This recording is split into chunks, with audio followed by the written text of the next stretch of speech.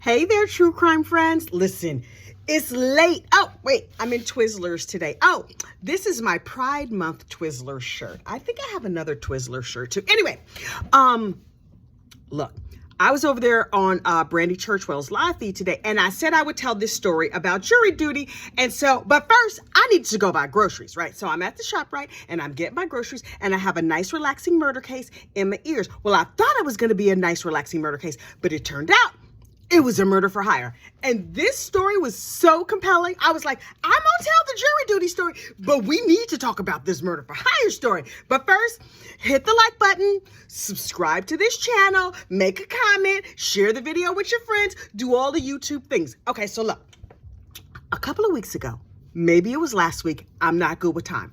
I was talking about this lady named Ashley. Ashley, what was it? She used to be Ashley Massengale. Now she's Ashley something else. Child, I don't know. It's not that relevant. But look, so there's like true crime, that's everybody true crime, and then there's like black true crime. Now, I don't make these separations, but there are certain stories that just like catch fire in the black community. And so if I just watch my regular like YouTube people, by regular, I mean white people, you see certain stories. But then if you watch like black YouTube people, then you see like a whole other different kind of story, which is fascinating to me. I wonder if other groups have their own. Okay, whatever, doesn't matter. So everybody's been talking about this lady, Ashley, who everybody thought, oh, she's a self-made woman. She was like this single girl and she made all these millions of dollars and she quit her job. Oh, we want to be just like her, right?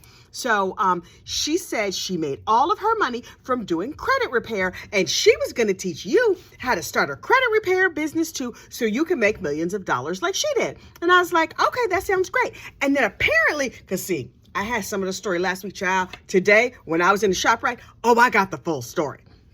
So look, Ashley had all this money, and so she is up here on the TikTok and on the whoever else. I don't even know where she was, but she was on social media, and she was saying like, yeah, I have all this money, and if you send me names of school teachers, I'm going to find a school teacher, and I'm going to pay off her student loans, and I'm going to find a regular person who's like having a tough time, and I'm going to pay off their house, and I'm going to do this, and I'm going to do that. And everybody was like, oh, and then she would post like a Bible verse. Like, you know, I don't remember Bible verses because that's back from my childhood, but it would be like, you know, 2 Thessalonians 3:25. I mean, there is a 2 Thessalonians 3:25. I just don't know what it says. But anyway, so she was like throwing out Bible verses and quoting them. And then she would like talk about like God loves a cheerful giver, all this other stuff. That's actually in the Bible. I read that. Anyway, but like in 1974. So anyway, so everybody was like, oh, she's a nice Christian girl and she's helping people. She's giving back to the community. This is beautiful. And she says she bought like a 7,000 square foot house or a 10,000 square foot house in like South Carolina or something. So her life's going good, right? Her life's going great. And then she started this company and she started teaching these classes. And if you had a bad review, she would delete your review. But if you had a good review, she would put you on her channel or whatever. So all these people were like, she's so brilliant. You know, she's making all this money. And one class she put up, she made $1 million in 40 minutes. Now that has been verified. That's amazing. But you know what she's really amazing at? Scamming people and planning to unalive people. So last week we talked about the fact that somebody who was dissatisfied with her class was like, oh, no. She's only posting the good reviews. So I'm going to start a whole private Facebook group where we just talk trash about her. And so a whole private Facebook group got started. And I believe you had to pay $1 to join, which I don't understand, but okay, whatever. But they started some group. And I guess that keeps out trolls or whatever, because who's going to pay $1? I don't know, whatever. You had to pay money to join. So all these people got together, and so they start digging through this woman's life and digging up all of her personal business. And I was like, oh, well, if it was free, I would join it because, you know, I'm cheap. I'm not paying $1 to get some information I could probably just find for free, or information I'm just going to forget about anyway, because right now I only remember the lady's first name. Can't even remember her last name because I really don't care. But this story is juicy. Okay. So while she's busy scamming people. Well, first of all, she says she got all of her millions of dollars from credit repair. Turns out that was a lie. she got all of her $1 million because she had an accident at work, and a bunch of her fingers got cut off, and they put most of her fingers back on, but not all of them. So she has like 8. First I heard she had 9 fingers. Now I'm hearing she got like 8.5 fingers. Next time somebody tells the story, she only gonna have 2 fingers. Child, I don't know. But she don't have the full set of 10. Look, I have all 10. Honest to goodness, honest to Pete, I got all 10. So anyway, does that give me more credibility? Do I have finger privilege? I don't know. Anyway, so she's over there like hiding her 8 fingers or however many she has, but telling everybody how great her life is. If you got millions of dollars, can't you buy an extra finger? But whatever. So she's living her life. She's making her money. Everything is going good. And she's paying off people's bills. So people are like, oh my gosh, she's amazing. She's paying off people's bills. So she goes to her hairdresser and she says to her hairdresser, because, you know, she's getting her hair done. And she's like, girl, I'm trying to find somebody to pay off their house. And the hairdresser was like, wait, my mama needs her house paid off. And so Ashley was like, oh, well, I could just pay off your mother's house. Won't that be grand? And so everybody was all excited and they recorded it for video. Dogs, stop barking. You're getting on my nerves. You see me talking to the people. So I think they're better behaved in the morning. In the evening, they're just trying to get me to go to bed because it's past our bedtime. But anyway, so she's talking to the hairdresser, right? She says to the hairdresser, I'm going to pay off your mother's house. Here's the little thing. The mother owned a house. I don't know what the mother's relationship was with this house. I know the house was in a bad neighborhood. I don't know if the mother held the mortgage or if the mother had a landlord or what the situation was, but the house kept getting shot up because it was a bad neighborhood. To my mind, if you want to make somebody's life better, don't pay off their house in the bad neighborhood. Move them to a better neighborhood.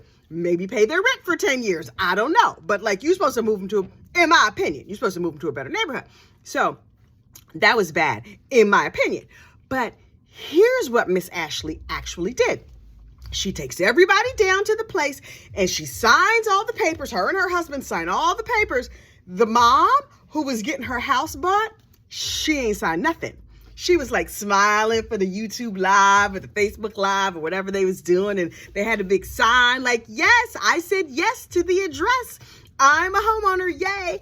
And then Ashley said, in addition to paying off your house, I'm going to pay your taxes for 2 years. Now, in North Jersey, that would really be saying something because taxes are high. So high, it's ridiculous. I think we have the highest property taxes in the country. Child, is ridiculous.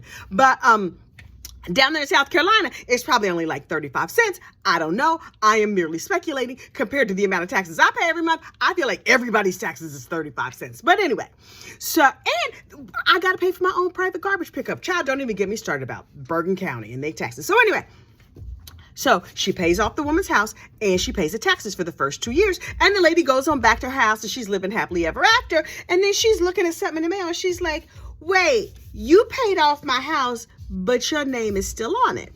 And so the daughter was like, hey girl, when you gonna come so I can touch up your roots? Listen, quick question. Can you take your name off my mama's house? And Ashley was like, no, because me and your mother, we own the house together. And then Ashley goes on to explain, and frankly, Ashley is a good businesswoman. Now, yes, she is scamming people. And yes, she did plan to unalive some people. But the thing about the house, she wasn't wrong, in my opinion. The problem that she ran into is that she was dealing with people who were financially unsophisticated. And these people thought that a house was like a microwave. If I give you a microwave, or better yet, an air fryer or an Instapot for Christmas, then I just give it to you and it's yours and you can do with whatever you want. That's not how it works with houses. Now, I could, in theory, give you a house. Here is your house. Here is your keys. Your taxes are paid. And no matter what happens to that house, it's yours. If the house burns down, that's yours. If you die, you give that house to your kids. That's a house free and clear. That is not the deal that they had. What they actually had was Ashley and this lady bought the house with rights of survivorship. Now, for the uninitiated, what that means is that lady could live in that house For the rest of her life, she was never going to have to pay rent. She was never going to have to pay mortgage. She was going to have to pay utilities. And after the first 2 years, she was going to have to pay her taxes, which again, were only 35 cents. So did Ashley take this woman's cost of living down? Yes, she took it way, way down. But that lady did not own that house free and clear. And she clearly did not read the paperwork, because that would have been in the paperwork. This lady was like, I'm going to get a free house. I'm going to go to the office. I'm going to stand there and look pretty. And that's that.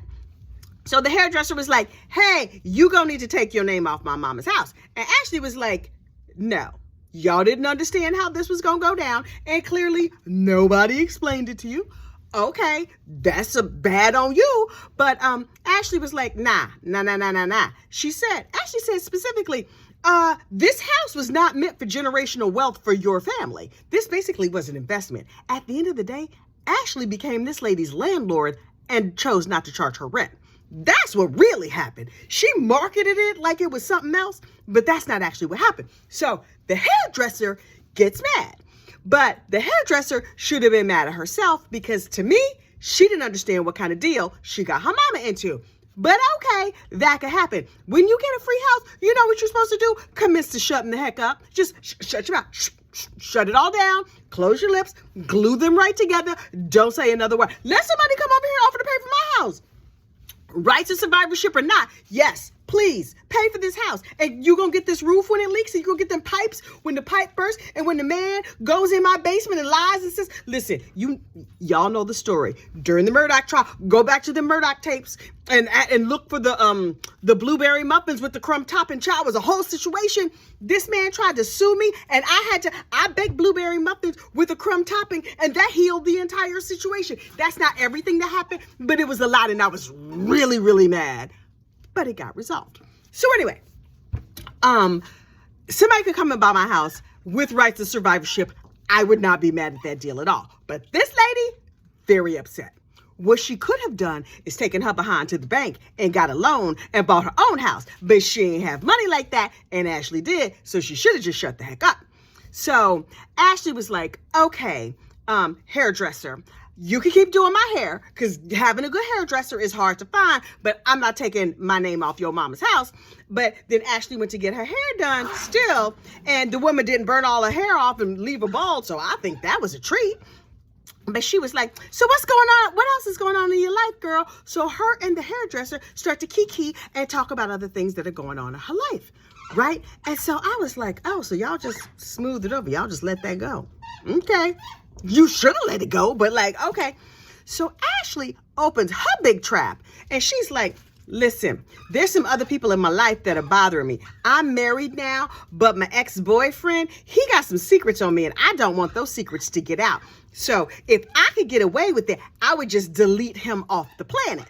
And I was like, oh, what? So listen, when you go to the hairdresser, for those who don't know, here are the rules of going to the hairdresser, especially if you're a black lady, because you're going to be there all day. Now, my nice white girlfriends, they're there for 2 hours, and they're like, I was there for 2.5 hours. And a sister goes to get her hair done, and if she get out in under 8 hours, well, child, that was a good day. That you're just playing the whole day around being at the hairdresser. You go when the sun first come up. You go home when the sun goes down. That is going to the hairdresser. So in her 8 hours or 65 hours, however long she was there, they started to chit chat. And Miss Ashley talked about wanting to unalive her ex-boyfriend, like you do when you're at the hairdresser. That's just what you do. So the rule is you talk about unaliving your ex-boyfriend. You don't plan in detail to unalive him. Also, you don't throw out sums of money. That's where Ashley, it went all the way to the left, because she was like, you know how much I would pay to get rid of him? I would do this and this and this, and I would pay this amount of money and blah, blah, blah. And the hairdresser was like, really, girl? Oh, hang on, turn your head to the left. Lynn, can you hold them bobby pins for me? Thanks. So, they doing their little hairdresser chitty chat. And Miss Ashley, she came up with a whole list of people she wanted to unalive.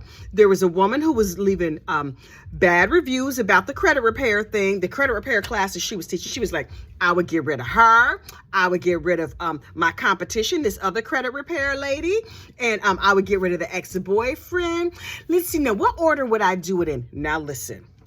Ladies, these are the conversations that we sometimes have. You know it and I know it. Usually it starts with, do you know he left that seat up again? I'm going to smother him in his sleep. I believe I might have allegedly made a similar comment right here on this very channel earlier this week about my husband and loading the dishwasher.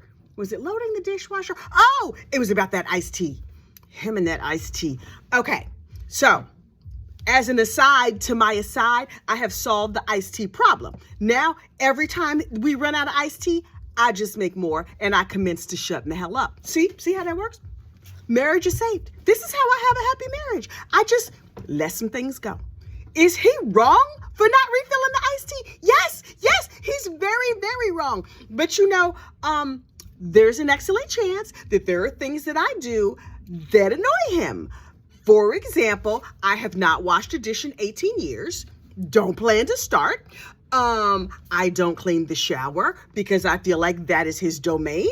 Great. When he leaves the seat up, I don't smother him in his sleep. He's not mad about the dishes. I make the iced tea. This is what we call marital bliss.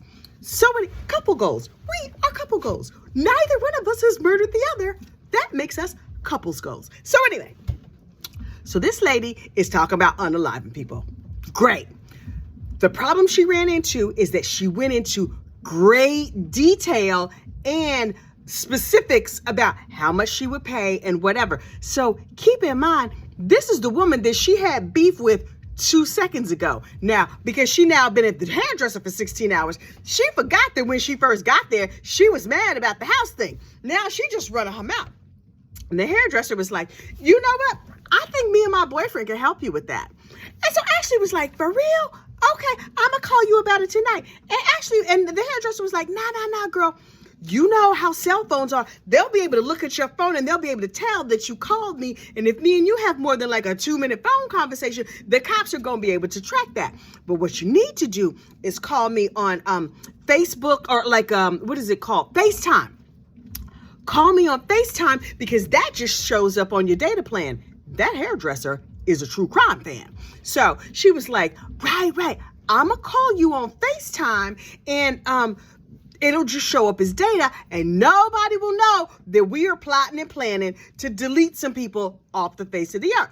So Ashley calls her hairdresser and they plot out all the details, how much money they're going to spend, every single little bit of it over FaceTime while the hairdresser secretly records it. Child, that hairdresser, she's one smart cookie. Now, she still ain't get her mama's house back, but she got this girl in what we call a trick bag. If you're not familiar, a trick bag is when you got yourself in some deep, deep trouble. I do not know if people still use the word trick bag, but when I was a kid, they're like, oh, you're not getting me in no trick bag because now Miss Ashley's in a trick bag, right? So the hairdresser is like, okay, now I got something to hold over this heifer's head, and now maybe she will take her name off my mama's house.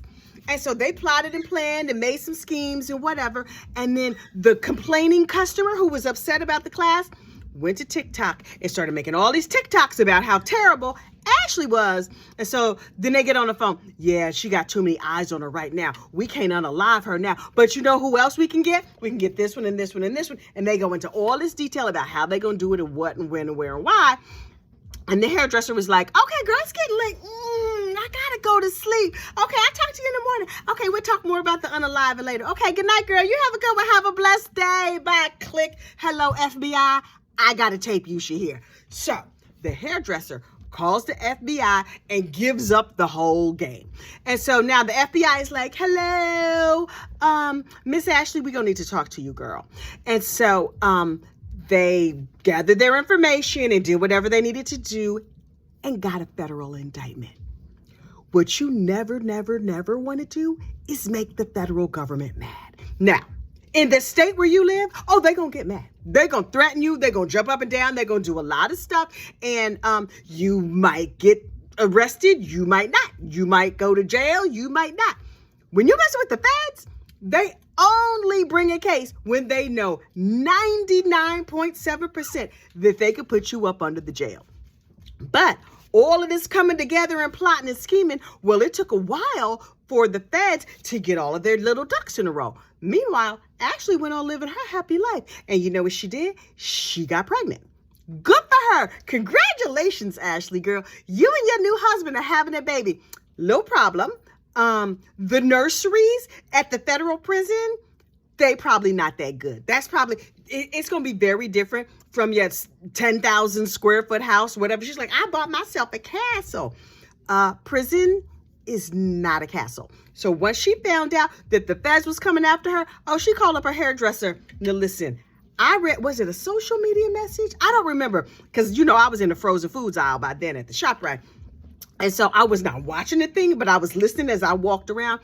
This is the message that she left for the hairdresser. Child, I was dying. I was like, the pettiness. Oh my God. She was like, hey girl, how you doing? No, my edges are fine. Don't you worry about me. Listen, I understand that you're probably still upset about the thing with your mother. So I just wanted to reach out and let you know I've decided to sell the house. So at the end of the month, your mother's going to have to get out. Now, I didn't want to surprise you guys. So when, the people came, when the sheriff came and put the warrant on the door or whatever and started to dispossess her, I didn't want it to catch her by surprise. So I thought I would let you know. I tried to reach out to your mom, but I can't find her number. She's blocked me on social media. Thanks so much. And have a blessed day. How you drop a bomb like that and then tell the person to have a blessed day? They are very, very not having a blessed day if they just found out their house gonna get some. Child, the plot thickens. So then the hairdresser writes back, and I was like, oh, well, what exactly did she say? Because I am here for everybody's personal business. So the hairdresser was like, yeah. So listen, my mother didn't block you. Hairdresser girl, that's not where you want to start. You want to start with some WTFs first. I'm sure she used all her best cuss words. All of her best cuss words before she got her thumbs to talking.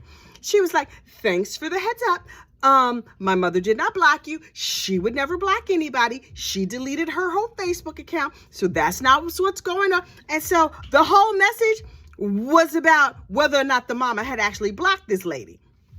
Girl, y'all about to be living in a van down by the river, and you're going to debate the wisdom of whether or not her mother blocked you on Facebook. Does your mother have a Facebook? Also, if you do somebody dirty in a house deal, or somebody feels like you did them dirty in a house deal, what you probably want to avoid doing is going in with them on another deal, because she felt like you screwed her. Now, she is going to screw you back. So her getting screwed means her mama might have to come and live in her apartment. You getting screwed, nice rich lady, means you get to go have your baby in federal prison. So something tells me Petty Rubble over there, child, she won. She won. You won a battle. That heifer won the war. Because now, where you living at? In federal penitentiary. But in truth, her and her husband, yesterday, I believe, last week, in the last day or two, finally turned themselves in. They surrendered to the federal marshals. Ooh, that had to be embarrassing. Ooh, I wish there was footage of it. I want to see it so bad. I don't know who these people are. I don't even care who these people are. But you know what I want? To see her doing a perp walk right into the prison. I'm going to be like, does it look anything like your castle in there? Ooh, you going to be talking to Jesus while you in the federal pen? Because what you're going to have to do now is get a good lawyer and take a plea. Because this not going to go good. It's just not going to go good. So listen, more will be revealed on the Ashley, whatever her name is. Now listen, I'm going to look up her last name. And so her last name will be in the title of this video. But just know right here, right now, in this moment, I have no idea. No earthly clue what her name is, but that's okay, because it's a good story, right? And just to recap, you can gossip with your hairdresser. Do not plan on unaliving with her. That is the Cliff Notes version of this story. So now, if you have stayed with me this long, bless your heart. I thank you so much, because all of this is fully ridiculous, and it's not my business. It's not your business. But we're not here to talk about our own business. We're here to talk about other people's business. So let me tell you what. Wait. The jury duty thing should probably be a separate, shorter video, right? Well, maybe I'll just tell you now, and then I'll cut it into a shorter video, because, child, I do go on. Anyway, jury duty. So we're over there on the 13th juror earlier today, and people start talking about jury duty, and do jurors take jury duty seriously? Yes.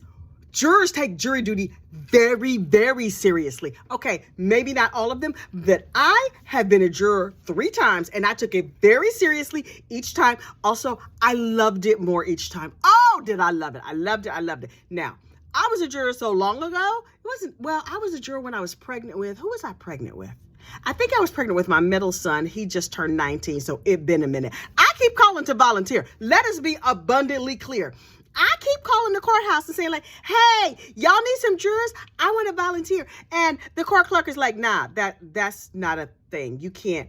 Thank you so much for your call. No. And I'm like, dang. I wonder if I just write them a letter, because you're not down the court. They're not that fancy at the court. I could just do like an old school email or a handwritten letter. If I write a nice letter to the judge, you think they'll let me do jury duty? Oh, I love jury duty. So look, the first case I did was in, what county was I living in? Was I living in Queens County, or was I living in New York County? It was in Manhattan. It was in Lower Manhattan, down at 60 Center Street. Ooh, down at Center Street on Law and Order. If you look when like Jack McCoy walks out of the building at Center Street, I was at that building. So thrilling. And it's right near Chinatown, so you could go get a really nice lunch for not a lot of money. That's how I remember it was New York County, because I went to Chinatown for lunch, and then on my way home in the evening, I would stop by Mulberry Street. That's where Little Italy is, and it used to be big, but now it's only like a half a block, 1 block, something like that, but the cannolis are to die for. Anyway, so I'm up there doing jury duty, thrilled to be there, got paid $7 an hour because that's what they paid back in the day. And so it was a case where a guy had robbed a Ranch One. That's a chicken joint. So he lived out on Long Island, and he was nice looking. I was like, oh, he's cute. And they were like, he has a good education and a nice family and blah, blah, blah. And I was like, okay. In the first couple of days, he came to court, and he looked very, very not guilty. They all just like pulled together. And then there was a weekend, and then we came back on Monday, and I was like, okay, he looked like a little rough around the edges and shabby. And then Tuesday we came back, and he was wearing the same outfit for Monday, which was a Hawaiian shirt. I was like, what happened to those suits he was wearing last week? How come last week he was like the good haircut and the suit, and today you look like nobody has given you a bath and you in the same Hawaiian shirt you was wearing yesterday? So we got all the information, and then the little girl who he had robbed, now he like hit the manager or pushed her down or something and took the money and ran away, took himself back to Long Island. Now, if you live in Long Island, what you're not doing is randomly calling a Ranch One chicken spot in Midtown Manhattan for no good reason. And so he called a couple of times, and he was like, hey, is, so-and-so working, or wrong number or whatever. Back then they would get your LUDs. I don't know what LUDs stand for, but it was like they would pull your phone record, but your landline at your house. They had all these phone calls from his house to this Ranch One chicken in Midtown Manhattan, which makes no sense because it's like a 2-hour drive from his house, because Long Island is another country. So, and then after the robbery, he randomly stopped accidentally calling that Ranch One, and he accidentally had like a couple thousand random spare dollars. So we watched the lady who was like, that's the man, he hit me and he knocked me down. She was a teensy little Spanish lady, and he was a great big tall, like big burly dude in a Hawaiian shirt with a bad haircut. And so he got convicted, and then he went to jail, and I don't know how long he served, and that's how that went down. The second time I served jury duty was in Queens County, and then I don't remember what happened in that case, but the last time I was the foreperson of the jury. I know you were shocked, right? I have a takeover spirit. I know this is amazing to you. You'd never, ever, ever would have imagined it, but yes, I tend to take over. I tend to like to be in charge. Now, if there is a strong leader, I will let that strong leader lead. But if they are not strong, they're going to need to sit down, because I know what to do. I know how to do it. I know how we can get this handled. And sit down. I got that takeover spirit. So we go for jury duty, right? And what was that? Oh, it was a shoplifting case. Oh, that was here in Bergen County. So I think they paid us $14 a day. Then that was 19 years ago. And we got free parking. Yay. So, but the parking lot was like made of dirt. It wasn't even a good parking lot. But anyway, so we go down there, and they were like doing the voir dire. And some people call it voir dire. Oh, I hate it when they do it, because it's voir dire. It's French. Y'all don't know French? Anyway, I don't know French either. I just know voir dire and ooh la la. But anyway, so I go down there, right? And they're like doing the voir dire and they're going through and they're asking all these questions. And they asked me something and I was like, I want to be on the jury. And they were like, okay, do you have anything that every time they asked me a question, I was like, nope, I want to be on the jury. I want to be on the jury. And they were like, okay, crazy. I don't know. How come?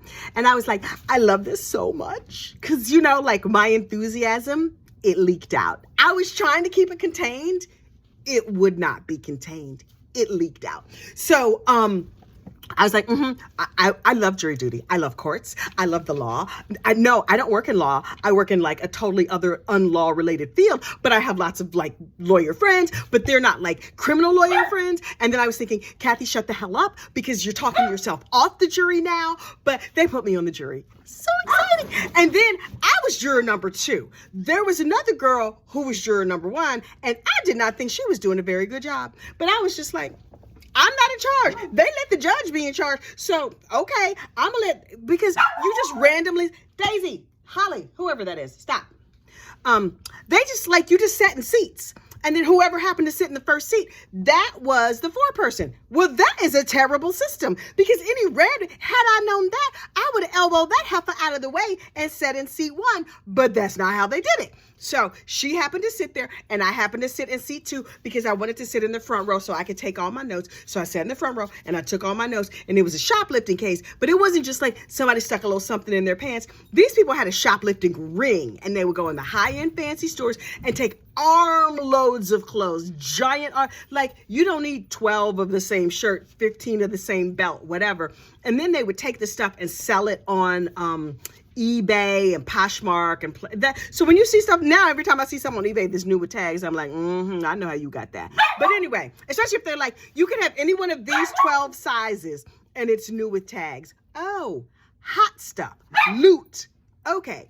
So the prosecutor put on a good case. It had some holes in it. It was not a perfect case. I was like, Heifer, some of this, you clearly have no idea what you're talking about. But it was a good enough case, and they had the evidence, and then we talked about it, and then one person was like, I'm not convinced about this thing and this thing. And so I wrote, the girl who was not a good leader, she was like, well, we should ask the judge a question. I was like, girl, give me a pen. So I wrote down a question, and I rang the little buzzer to let the guy know that we had a question. And then I went, and the judge was like, you have a question? I said, yes, Your Honor, here is our question.